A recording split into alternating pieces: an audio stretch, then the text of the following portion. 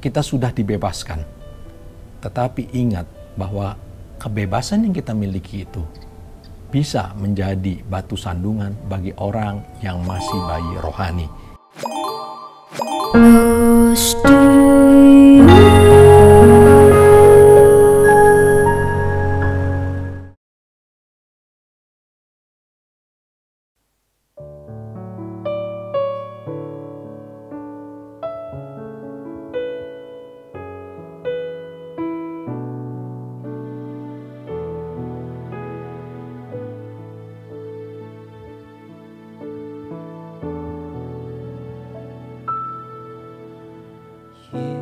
Yesus, Kau sungguh baik. Yesus, nama-Mu indah. Yesus, ku cinta Kau selalu. Ku tinggikan, ku agungkan selamanya. Yesus, Kau sungguh baik. Yesus, nama-Mu indah. Yesus, ku cinta Kau selalu. Ku tinggikan, ku agungkan selamanya. Ku mau memuji-Mu, ku selalu puji-Mu. Ku mau menyembah-Mu, ku selalu sembah-Mu. Kau yang layak terima semua pujian, kemuliaan hanya bagi Tuhan. Ku mau memuji-Mu, ku selalu puji-Mu. Ku mau menyembah-Mu, ku selalu sembah-Mu. Kau yang layak terima semua pujian, kemuliaan hanya bagi Tuhan. Kau yang layak terima semua pujian, kemuliaan hanya bagi Tuhan. Kau yang layak terima semua pujian, kemuliaan hanya bagi Tuhan.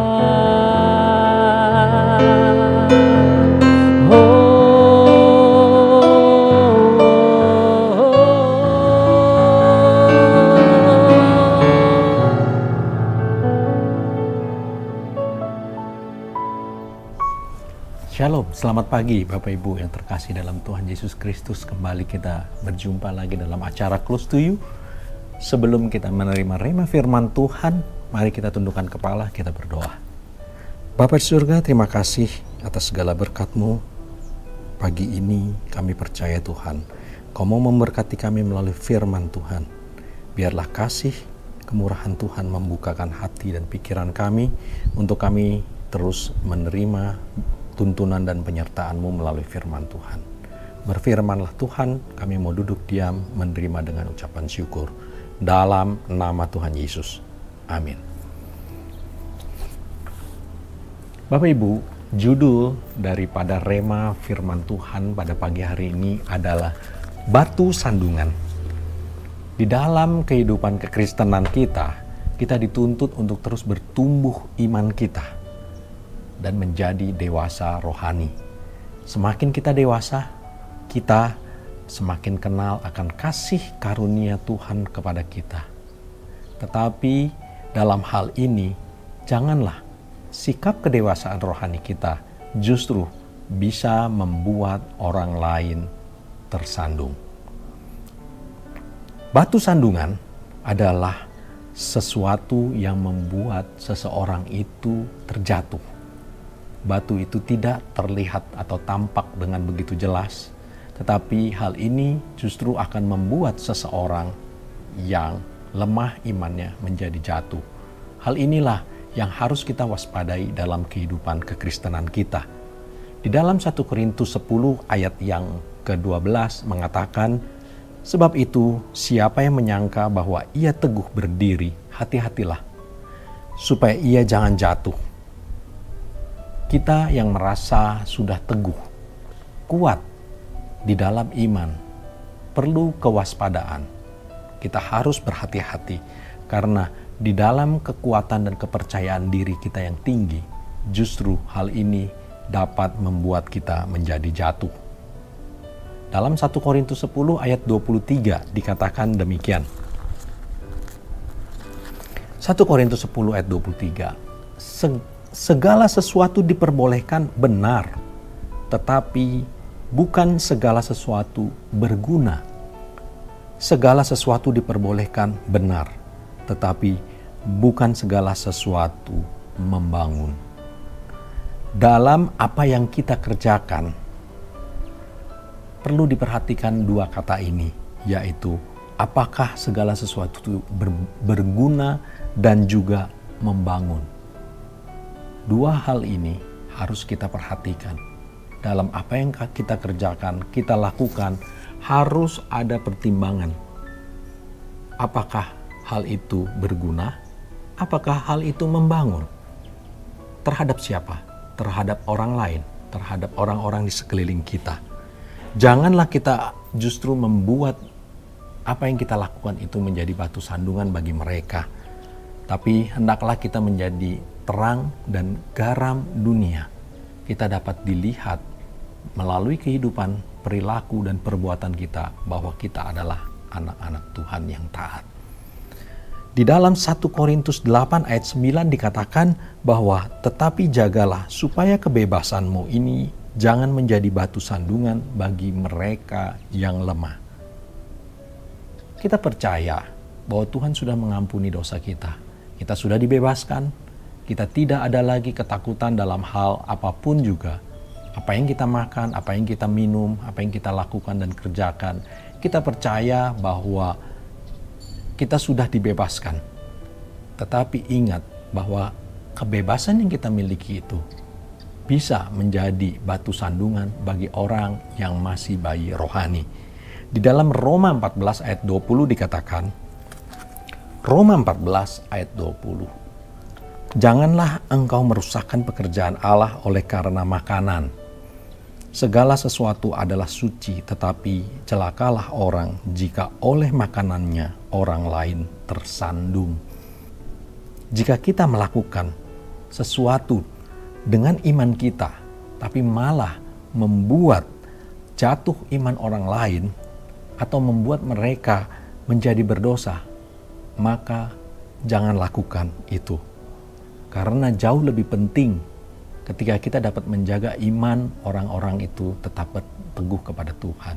Sehingga mereka tetap selamat. Kita harus menjaga semua perbuatan kita itu. Pikirkanlah bahwa apa yang kita lakukan, apa yang kita perbuat itu. Seperti yang dikatakan di Korintus tadi bahwa apakah hal itu berguna? Apakah hal itu membangun? Jika tidak, jangan kita lakukan. Tapi jika ia membangun dan berguna, lakukan itu untuk kemuliaan nama Tuhan.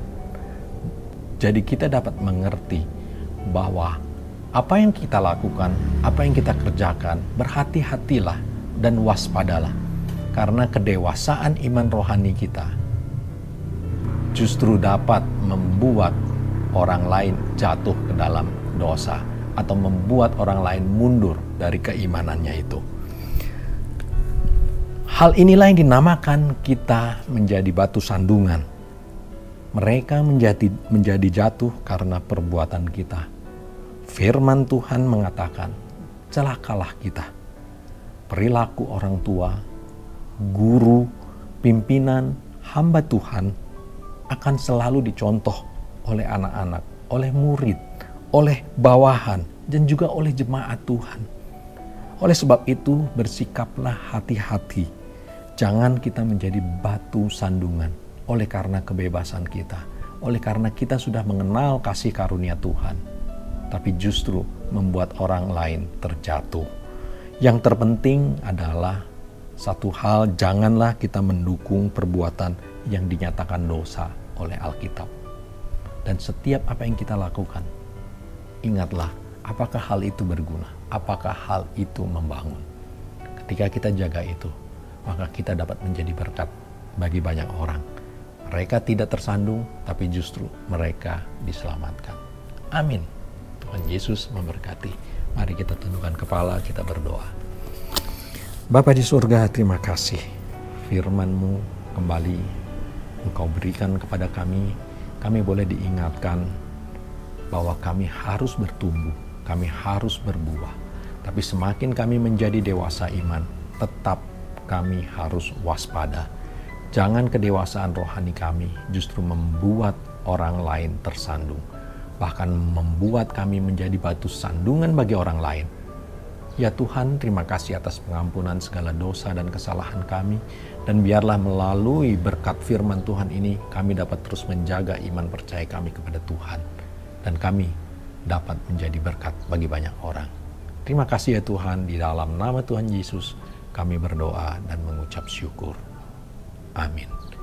Demikian firman Tuhan pada pagi hari ini. Tetap semangat, terus mendekat kepada Tuhan, dan terus kita selalu berpaut pada firman Tuhan. Sampai jumpa di acara